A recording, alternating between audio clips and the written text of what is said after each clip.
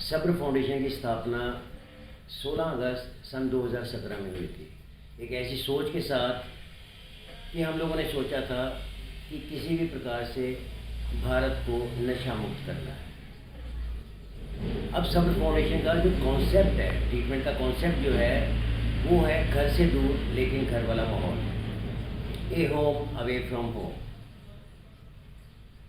सब्र फाउंडेशन के ट्रीटमेंट के ज़रिए हमने ये माना और जाना कि एडिक्ट बनने से पहले एक एडिक्ट पर्सनैलिटी बनती है जिसके बिहेवियर्स बचपन से ही नेगेटिव होने लग जाते हैं, और नेगेटिव बिहेवियर्स के चलते हुए and because of those negative behaviours he gets attracted towards negative things.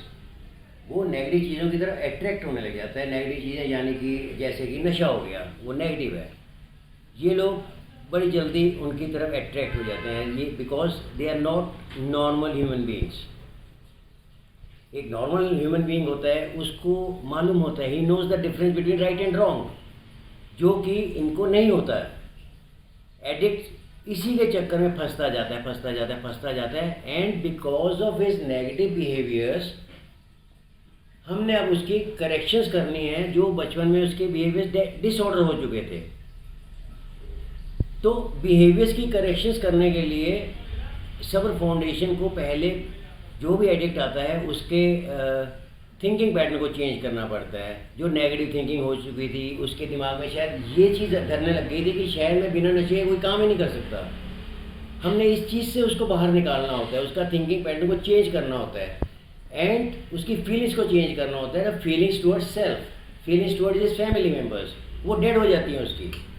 अब जब मैं इनको दोनों को ऐड करता हूँ, जब थिंकिंग प्लस फीलिंग, जब इनको चेंज करता हूँ, दोनों को ऐड करने के बाद में मैं उनके बिहेवियर्स को चेंज कर सकता हूँ।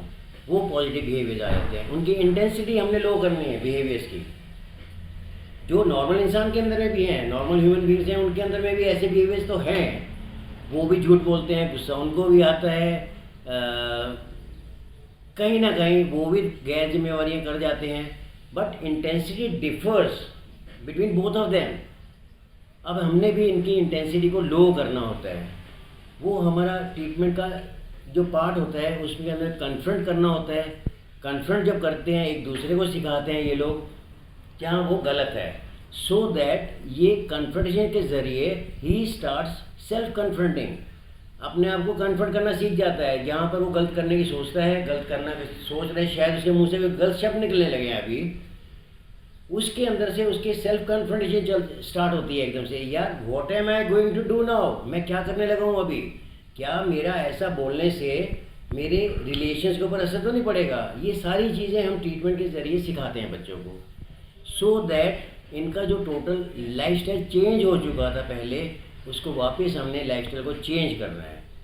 There are different types of therapies here, अलग अलग थेरेपीज़ होती हैं। हमने ग्रुप काउंसलिंग करनी होती है। सब्र फाउंडेशन बहुत ज़्यादा जोर देता है इंडिविजुअल काउंसलिंग के ऊपर में। इंडिविजुअल काउंसलिंग के साथ साथ हम प्रोब करते हैं बच्चे का, प्रोब यानी कि इन्वेस्टिगेशन। उस इन्वेस्टिगेशन के ज़रिए हमें पता लग जाता है cause of his becoming an addict. वो बचपन से क्यों बनने लग गया था ऐसे, क्या कॉज था उसका, क्या उसके साथ में कहीं हैरेसमेंट तो नहीं हुई, कहीं उसको सीनियर बच्चों ने कुछ ऐसे दबा तो नहीं दिया, क्या घर में कैसी सिचुएशन थी, कहीं तरफ से कहीं उसको टफ लव मिलना था उस बच्चे को, वो टफ लव ना मिल करके लव मिला है। There is a difference between love and tough love. शायद एक तरफ कोई पेरेंट्स में से कोई सॉफ्ट कॉर्नर होता है, बिकॉज हम मान के चलते हैं लाइक ये बिल्डिंग है, जैसे बिल्डिंग पिलर्स के ऊपर स्टैंड होती है और एक भी पिलर अगर कमज़ोर हो जाता है तो बिल्डिंग नीचे आ जाती है। सिमिलरली घर में भी एक पिलर जो होता है, पेरेंट्स का होता है पिलर, उनमें से कोई कमज़ोर हो जाता है, शायद उसको नेगेटिव सपोर्ट करने लग जाते हैं बचपन में, तो वो हमने करेक्शंस करनी है। परिवार वालों के भी हम काउंसलिंग टाइम टू टाइम करते हैं, उनको भी बुलाया जाता है and they attend the counselling sessions. इसके चलते हुए जब बच्चे के अंदर में चेंजेस आने लग जाता है, सब्र फाउंडेशन उनको समय के हिसाब से अलग अलग पोर्टफोलियोज देते हैं। लाइक वो काम करना सीखता है पहले तो यहाँ पर, बिकॉज एडिक्ट की definition it says that he is totally irresponsible, वो जिम्मेवारी से भागता है, ही इज एन एस्केपिस्ट। हम उसको जिम्मेवार व्यक्ति बनाते हैं यहाँ पर में, सो दैट यहाँ से जाने के बाद में जब वो जिम्मेवारी यहाँ पर 100% एंड विद ऑनेस्टी वो करना सीख जाता है, तब वो सीख के जाता है यहाँ से what are his responsibility towards his families, उसके पेरेंट्स।